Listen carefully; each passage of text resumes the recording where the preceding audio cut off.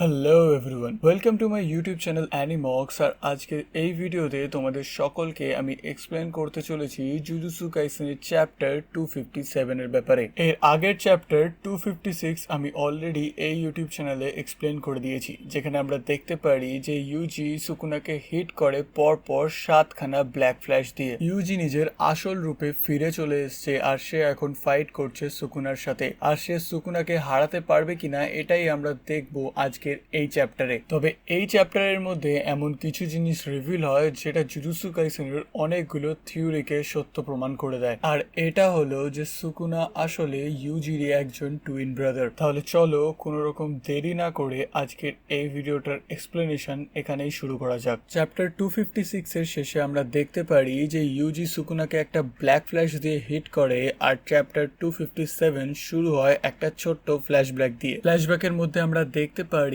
যে সুকুনা এবং উরুমে এরা দুজনা নিজেদের মধ্যে কথা বলা বলি করছে। উরুমে সুকুনাকে জিজ্ঞেস করে যে কে এই ইউজি, এর কাছে এত ভয়ঙ্কর রকমের পাওয়ার কি করে আসতে পারে। এরপরে সুকুনা জানায় যে ইউজি তো আসলে আমার একজন টুইন ব্রাদার, যাকে আমি আমার মায়ের গর্ভে থাকার সময় খেয়ে ফেলেছিলাম। সুকুনা এখানে জানায় যে সে আসলে একজন টুইন ছিল, কিন্তু সে টুইন হওয়াটাকে বহিষ্কার করে দিয়ে তার টুইন ব্রাদারকে তার মায়ের পেটের মধ্যেই খেয়ে ফেলে। আর যার ফলে আমরা দেখতে পাই যে সুকুনার কাছে এখন 4টে হাত এবং 4টে চোখ, আর এর সাথে সাথে 2টো মুখও রয়েছে। আর কোনোভাবে সুকুনার টুইন ব্রাদারের সোল কেনজাকুর হাতে পড়ে যায়, আর যার ফলে কেনজাকু রিকার্নেটিভ ভাবে তৈরি করে ইউজি ইতাদোরিকে। সো এখানে ইউজি কিন্তু পুরোপুরি ভাবে সুকুনার টুইন নয়। সুকুনার টুইনকে সুকুনা অনেক আগেই মেরে দিয়েছে ওর মায়ের গর্ভে, আর তার সোলকে নিয়ে কেনজাকু রিকার্নেট ভাবে তৈরি করে ইউজি ইতাদোরিকে। সুকুনার মুখ থেকে এইসব শুনে ইউমেরে সুকুনাকে জিজ্ঞেস করে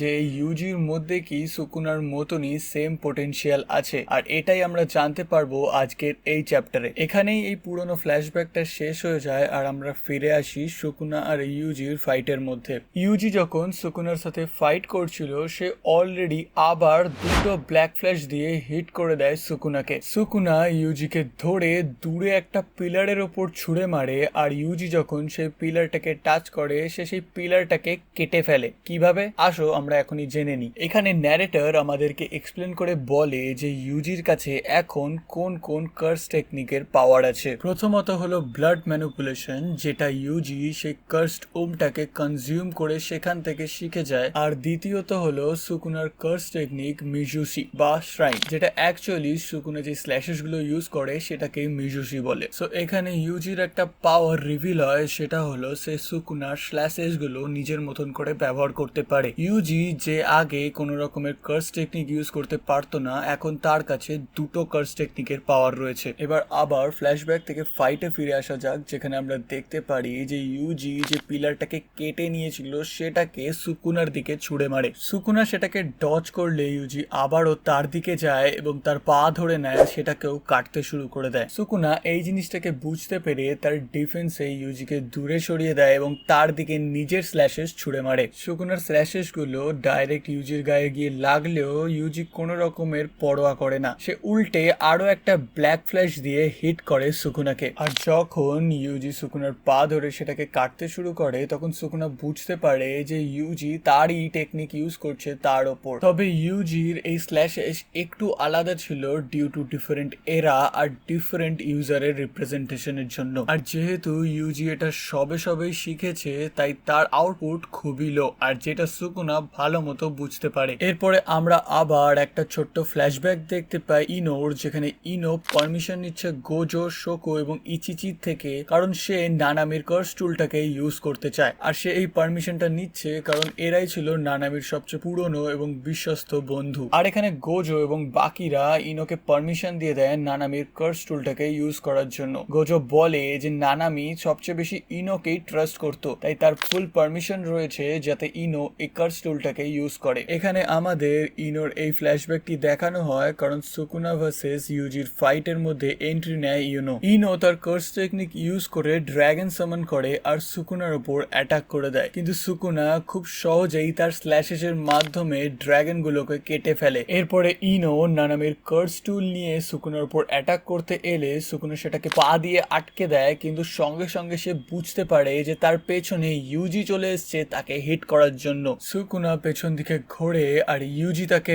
হিট করে তার আরো একটা ব্ল্যাক ফ্ল্যাশ দিয়ে। এই মুহূর্তে দাঁড়িয়ে ইউজি ব্ল্যাক ফ্ল্যাশ নিজের ইচ্ছা মতোই ব্যবহার করতে পারছে। আগের চ্যাপ্টারে আমরা যেখানে দেখি গোজো এক্সপ্লেন করে যে ব্ল্যাক ফ্ল্যাশ কেউ তাদের নিজের ইচ্ছা মতো ব্যবহার করতে পারে না, এটার জন্য সঠিক টাইমিং এর প্রয়োজন হয়। কিন্তু এখন ইউজিকে দেখে মনে হচ্ছে সে সেই সঠিক টাইমিংটি বুঝে নিয়েছে আর সে নিজের ইচ্ছা মতোই ব্ল্যাক ফ্ল্যাশ বারবার ব্যবহার করতে পারবে। সুকুনা এইসব দেখে একটু চিন্তায় পড়ে যাচ্ছিল, কারণ ইউজি এতটা সহজে ব্ল্যাক ফ্ল্যাশ কি করে ইউজ করতে পারে। এর সাথে সাথে আমরা এখানে সুকুনাকে একটু রেগে যেতেও দেখি, কারণ সুকুনা দেখতে পারে যে ইউজি তাকে এখন টক করে লড়াই দিচ্ছে। এরপরে ইউজি আবার আসে সুকুনাকে মারার জন্য, কিন্তু সুকুনা তার স্ল্যাশেস গুলো মাটিতে ফেলে ইউজিকে অল্প ডিস্ট্র্যাক্ট করে দেয় এবং ইউজিকে একটা ঘুষি মারে। কিন্তু ইউজি সুকুনার এই ঘুষিটাকে ধরে সুকুনাকে একটা রিটার্ন ঘুষি মারে আর ইউজি সুকুনাকে ছুঁড়ে মারে দেওয়ালের মধ্যে। এরপরে আবার ইউজি সুকুনার দিকে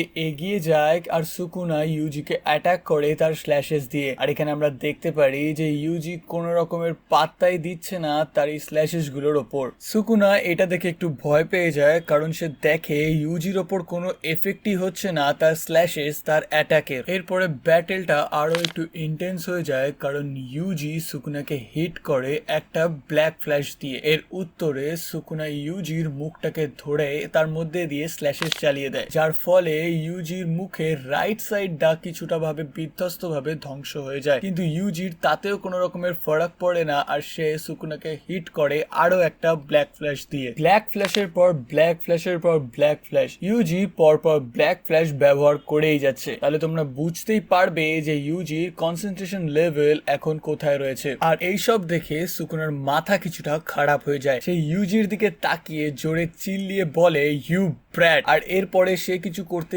যাবে তার আগেই তার মুখে এসে লাগে নানামির কার্সটুল, যেটা ইনো দূর থেকে ছুঁড়ে মেরেছিল তার শেষ পুশ হিসাবে। এখানে ইনোর গেম শেষ, সে যতটা পারতো ততটা করেছে এবং শেষে সে সেই কার্সটুলটা ছুঁড়ে ইউজিকে এনাফ টাইম দিয়ে দিয়েছে যাতে ইউজি আরো একটা ব্ল্যাক ফ্ল্যাশ হিট করতে পারে সুকুনার ওপর। আর আমরা এখানে দেখতে পারি যে ইনো বলছে যে আমি আমার কাজ করে দিয়েছি ইউজি, তুমি সুকুনাকে আরো জোরে হিট করো। আর এরপরে ইউজি তার অনবরত চলতে থাকা 8 নম্বর ব্ল্যাক ফ্ল্যাশ দিয়ে হিট করে সুকুনাকে। আগের চ্যাপ্টারে একটা আর এই চ্যাপ্টারে পরপর 7টা ব্ল্যাক ফ্ল্যাশ দিয়ে সে সুকুনাকে হিট করে। সে নানামির পরপর 4টে ব্ল্যাক ফ্ল্যাশ ইউজ করার রেকর্ডটাকে অনেক আগেই ভেঙে ফেললো ইউজি। আর এখানেই শেষ হয়ে যায় এই চ্যাপ্টারটা। আর চ্যাপ্টারের শেষে একটা ছোট্ট নোটে আমরা দেখতে পারি যে ইউজি কিংকে শুধুমাত্র টক্কর দিচ্ছে না এবং তাকে ছাড়িয়ে চলে যাচ্ছে। এই চ্যাপ্টারের মধ্যে আমরা সুকুনার ট্রু পাস্ট এবং